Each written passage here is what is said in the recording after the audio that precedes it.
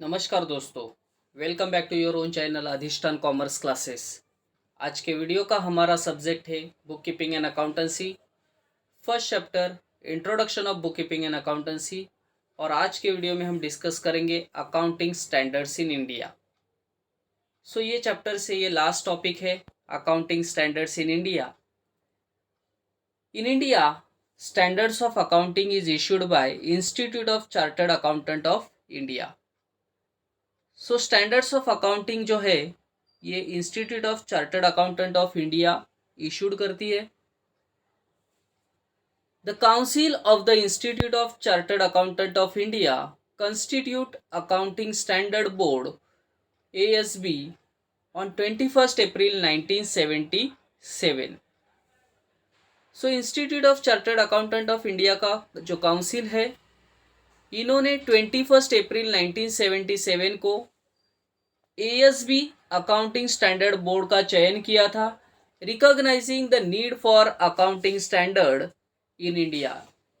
मतलब accounting standard की क्या ज़रूरत है इंडिया में, ये देखने के लिए institute of chartered accountant of India का जो काउंसिल था, उन्होंने ASB की चयन किया था।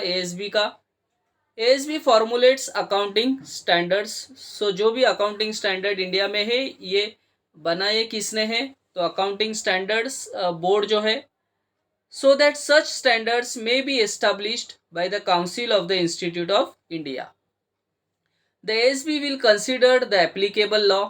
सो ASB ने ये सभी अकाउंटिंग स्टैंडर्ड्स को बनाते वक्त सभी लॉज को, कस्टम्स को, usage, business environment and the international accounting standards जो है, standards while framing accounting standard in India. मतलब ASB ने ये सभी पॉइंट्स को कंसीडर किया था जब उन्होंने अकाउंटिंग स्टैंडर्ड्स बनाए थे। यहाँ के laws, customs, usage, business environment, international accounting standard, ये सभी पॉइंट्स को कंसीडर करने के बाद ही इंडिया के अकाउंटिंग स्टैंडर्ड बनाए गए। Due to globalisation, accounts prepared in India must be compatible with the accounts prepaid in other countries. So globalisation के वजह से क्या हुआ है कि हम जो अकाउंट बना रहे, इंडिया में जो अकाउंट्स बना रहे, ये अकाउंट्स वर्ल्ड के अदर कंट्रीज के साथ कंपेटेबल होने चाहिए, कंपेरेबल होने चाहिए। This has resulted in the existing accounting standards being converged with IFRS। Being converged with IFRS का मतलब है कि जो भी अकाउंट इंडिया के अकाउंटिंग स्टैंडर्ड बनाए गए, ये IFRS को कंसीडर करके ही बनाए गए। क्योंकि IFRS क्या है, IFRS का मतलब होता है इंटरनेशनल फाइनेंशियल रिपोर्टिंग स्टैंडर्ड्स। सो ये इंटरनेशनल फाइनेंशियल रिपोर्टिंग स्टैंडर्ड्स को ध्यान में रख के ही अकाउंटिंग स्टैंडर्ड बनाए गए। This convergence has resulted in which in what is known as accounting Indian accounting standard. मतलब इंडियन अकाउंटिंग स्टैंडर्ड जो बनाए गए, ये IFRS के मतलब IFRS के कन्वर्जेंस से ही बनाए गए। Indian accounting standards are basically Indian accounting standards which have been modified in accordance with the Indian accounting practices. मतलब इंडियन अकाउंटिंग के जो प्रैक्टिसेस है, यहाँ के कस्टम्स है, यहाँ के जो ट्रेडिशंस है, इसको कंसीडर करने के बाद ही इंडियन अकाउंटिंग स्टैंडर्ड्स बनाए गए। Presently all big companies have to follow Indian accounting standard rules, but smaller business units are allowed to continue using accounting standards. So बड़े जो कंपनीज है, टाटास होगा, रिलायंस होगा, ये सभी ये अकाउंटिंग स्टैंडर्ड्स को फॉलो कर रहे हैं। छोटे कंपनी ने भी इसे फॉलो करना चाहिए। In future it is express that all business entities in India will migrate to Indian accounting standard. So आशा है कि आने वाले समय में सभी इंडियन जो कंपनीज है, ये अकाउंटिंग स्टैंडर्ड को फॉलो करेगा। और ये अकाउंटिंग स्टैंडर्ड जो है, ये इंटरनेशनल अकाउंटिंग स्टैंडर्ड्स के कन्वर्जेंस के साथ ही हमने बनाए। मतलब council of institute of chartered accountant of India जो है, उनका जो ASB है, अकाउंटिंग स्टैंडर्ड बोर्ड, उन्होंने ये बनाए। Some accounting standard the council of the institute of chartered accountant of India has so far issued 31 accounting standard. Some of these accounting standard are explained below. तो total 31 accounting standards है. इसमें से कुछ accounting standard आज हम सीखेंगे. Then first accounting standard है accounting standard 1, disclosure of accounting policies on 1/4/1991 for companies and 1/4/1993 से सभी के लिए, मतलब अदर जो है कंपनीज के अलावा जो भी है, इन्हें अकाउंटिंग स्टैंडर्ड 1 फॉलो करना है. According to this standard, the accounting policies followed in the preparation and presentation of financial statement should form a part of the financial statement and normally be disclosed in one place.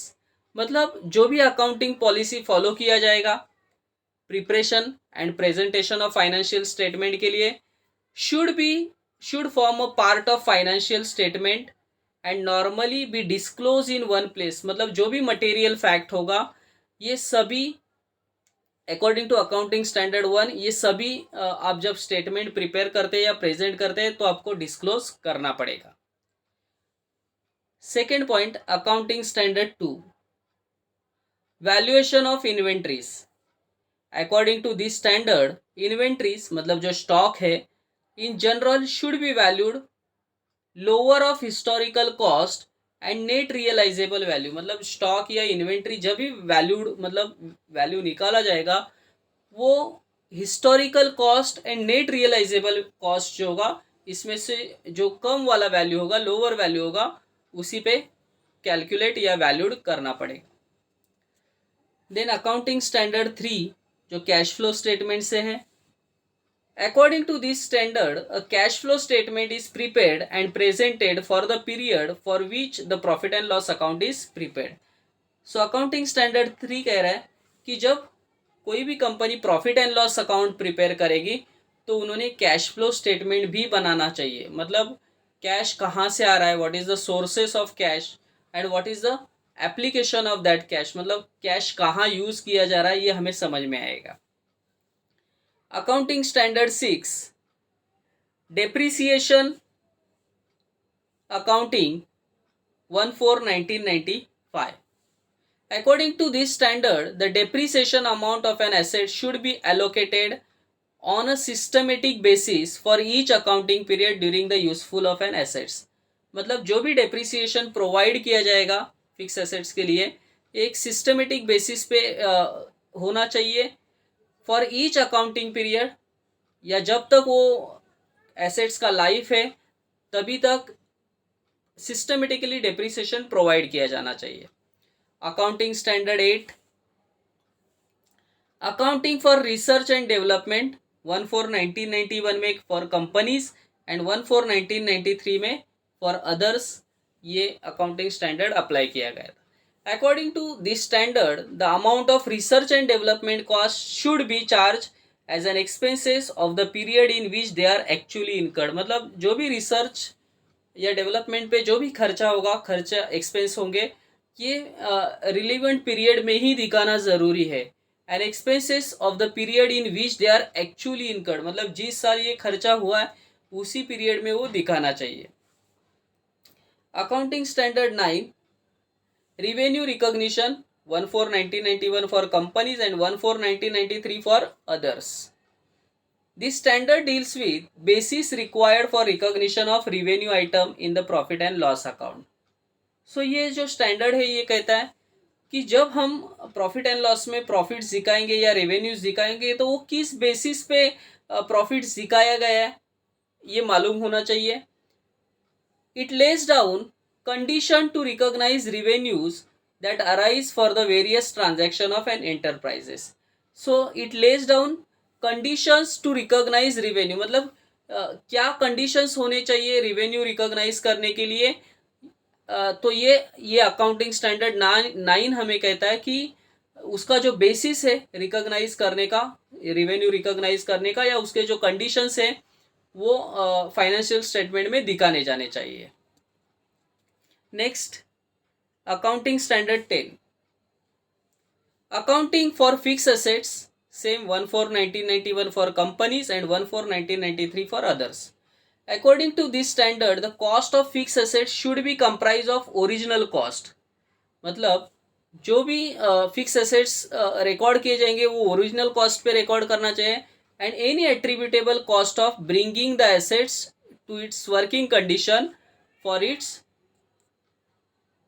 its intended use. The fixed assets should be eliminated from the financial statement on a disposal or when no further benefit is expected from their use. मतलब जो भी assets है या उसके लिए उसको working condition में लाने के लिए जो भी खर्चा है वो ओरिजिनल कॉस्ट पे दिखाना चाहिए.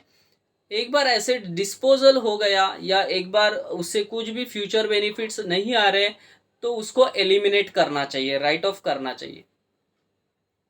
Accounting standard 12, accounting for government grants 1 for 1994 में ये अकाउंटिंग स्टैंडर्ड लाया गया था.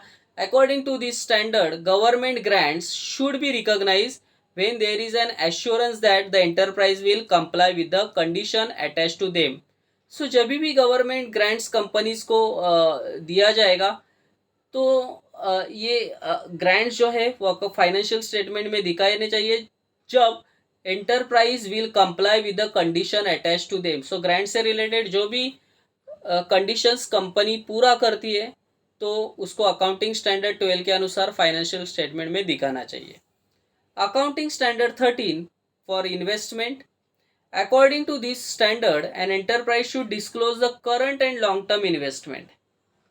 देखिए दो कैटेगरी के, current and long term investment distinct in its financial statement. Current investment should be carried in the financial statement in the lower cost और fair value. So current investment होगा तो उसको लोअर कॉस्ट या fair value पे record करना चाहिए. However long term investment अगर होगा should be always carried in the financial statement in the cost price. So अगर करंट एसेट से करंट इन्वेस्टमेंट है तो उसको लोअर कॉस्ट या फेयर वैल्यू पे दिखाना चाहिए. अगर लॉन्ग टर्म इन्वेस्टमेंट है तो उसको कॉस्ट प्राइस पे दिखाना चाहिए. Accounting standard 22.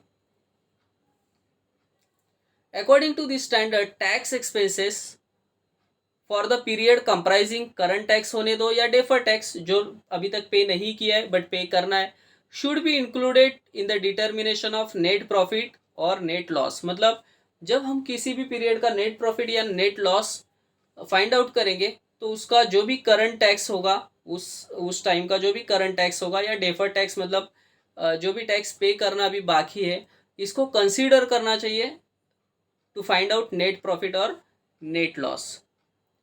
So I hope दोस्तों ये सभी पॉइंट्स आपको क्लियरली समझे होंगे.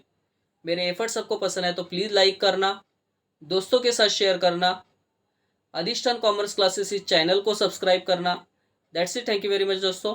फिर मिलते हैं नेक्स्ट वीडियो में. तब तक के लिए बाय बाय.